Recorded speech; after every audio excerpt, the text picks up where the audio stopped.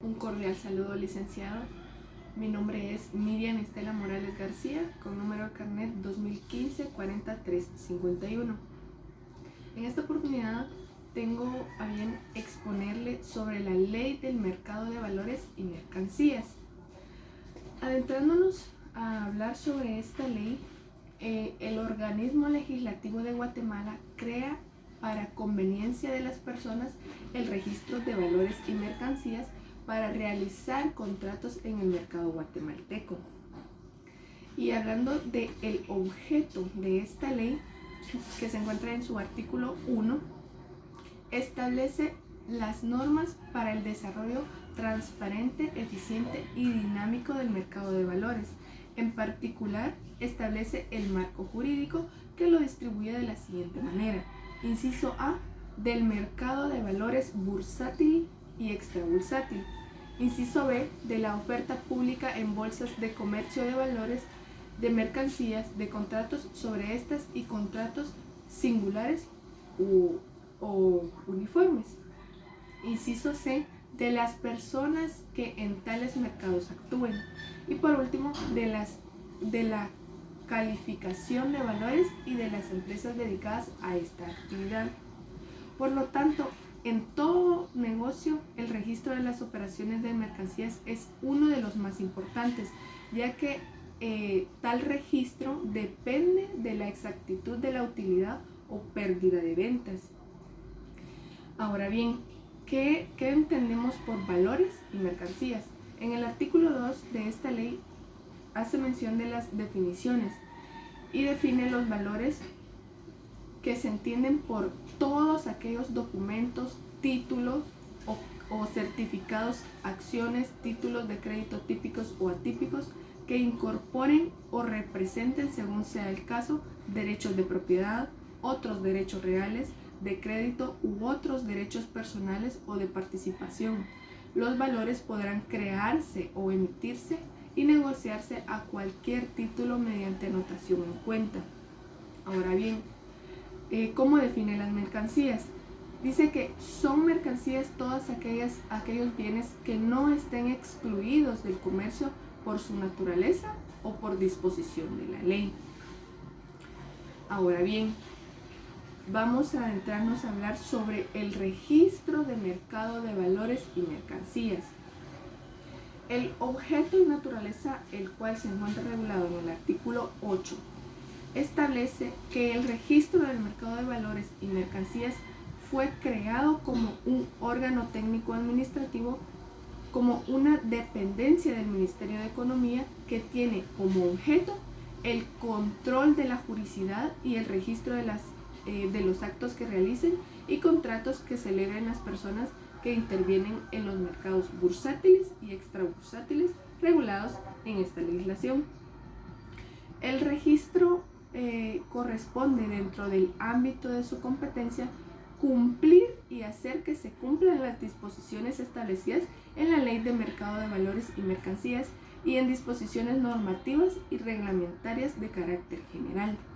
También voy a mencionar a los titulares de cómo está organizado dicho registro, que está encabezado por dos entes titulares, un registrador y un subregistrador, los cuales son nombrados por el presidente de la República por un plazo no mayor de 6 años, los cuales le fueron propuestos al señor presidente y una terna presentada por una junta monetaria. Y eso lo podemos encontrar en del artículo 9 al artículo 13 de la Ley de Mercado de Valores y Mercancías. El registro tiene muchas funciones, pero mencionando algunas de las que son más importantes o sus atribuciones, estas están reguladas en el artículo 16 de la Ley de Mercado de Valores y Mercancías, las cuales son las siguientes. Como primero vamos a mencionar que debe inscribir a las bolsas de comercio. Segundo, toda razón compilar y ordenar la publicación en el diario oficial a costa de los interesados de las disposiciones normativas y reglamentarias de carácter general emitidas por las bolsas de comercio para la negociación de valores, mercancías o contratos en el mercado bursátil. Número 3, inscribir las ofertas públicas de valores. Número 4, toda razón de las ofertas públicas de valores efectuadas por el Estado, el Banco de Guatemala, por sus siglas BANGUAT, el Instituto Guatemalteco de Seguridad Social, que es el IX, y las municipalidades y las demás entidades descentralizadas o autónomas, así como las efectuadas por instituciones fiscalizadas por la Superintendencia de Bancos, con base a la información que tales entes proporcionan el registro. Y número 5, inscribir a los agentes regulados por esta ley. En sí, el registro para realizar todas sus actividades funciona de conformidad a su reglamento, el cual regula, valga la redundancia, la organización administrativa y su funcionamiento. Dicho reglamento es autorizado por el presidente constitucional. Está normado en el artículo 14 de la Ley de Mercado de Valores y Mercancías. Este reglamento está contenido en el Acuerdo Gubernativo número 557-97, emitido por el mismo presidente de la República, y por conducto con el Ministerio de Economía, y en él se desarrollan las disposiciones contenidas en la Ley de Mercado de Valores y Mercancías, especialmente cuando se trata de lo relacionado con los rubros. Y estos rubros son los siguientes. Como número 1 tenemos el arancel. Como número 2, el monto de las fianzas que deben de contratar las instituciones que participen como agentes de valores o certificados de riesgo. Número 3, la oferta pública extrabursátil. Número 4, también tenemos la actualización de información por parte de los emisores del mercado extrabursátil. Y número 5, también lo relativo a los ingresos propios del registro. Algo que me llama mucho la atención es que este registro opera sobre un principio muy importante, que es la publicidad, y según este principio está establecido en el artículo 17 de la Ley del Mercado de Valores y Mercancías. Este principio establece que los actos y documentos del registro son públicos y podrán consultarse sin más restricciones que las que impongan el orden y el adecuado funcionamiento de la misma. La inscripción en el registro de las personas, actos y documentos producen efectos frente a terceros a partir de la fecha de su inscripción, y las certificaciones de dichas inscripciones producen fe y hacen plena prueba. Los documentos que conforme la ley deban ser inscritos en los registros públicos correspondientes y no cumplan con tal requisito, salvo las excepciones previas en la presente ley, no serán emitidos por el registro. Ahora bien, hablemos de los contratos de las instituciones auxiliares del mercado de valores. A los efectos de la Ley de Mercado de Valores, en su artículo 2, se entiende por contrato todo negocio jurídico de características uniformes por cuya virtud se crean, modifican, extinguen o transmiten obligaciones dentro del mercado bursátil. Primero tenemos los contratos de bolsa, establecidos en el artículo 67. Mediante estos contratos se crean, modifican, extinguen o transmiten obligaciones mercantiles que se contraen y liquidan en el seno de una bolsa de comercio. También tenemos las sociedades de inversión establecidas en el artículo 73, y dice que son aquellas sociedades mercantiles que tienen por objeto, primero, la adquisición, transmisión o negociación de valores de los previstos por el artículo 2 literal A de esta ley. Segundo, la adquisición, transmisión o negociación de valores emitidos en serie o en mesa, inscritos o no para oferta pública.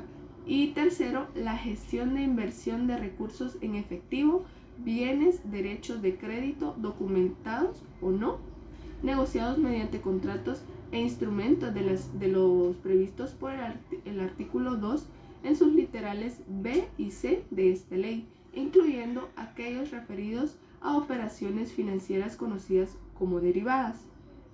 También tenemos los contratos de fondo de inversión en su artículo 74, dice que es aquel por medio del cual un agente recibe dinero de terceras personas con el objeto de invertir por cuenta de estas de manera sistemática y profesional en valores inscritos para oferta pública y el vencimiento durante el plazo pactado o la terminación del contrato. Según sus propias disposiciones, se obliga condicional o incondicionalmente a devolver el capital recibido con sus frutos, cargando una comisión cuyo monto y características se definen en el propio contrato. Asimismo, tenemos los contratos de fideicomiso de inversión, y en estos los bancos y las sociedades financieras privadas podrán convenir con los agentes la delegación de su función como fiduciarios. El fiduciario delegado podrá realizar todas las actividades propias de un fiduciario y según será junto con la identidad delegada solidariamente responsable para su actuación. Asimismo, tenemos los contratos a futuro establecidos en el artículo 78.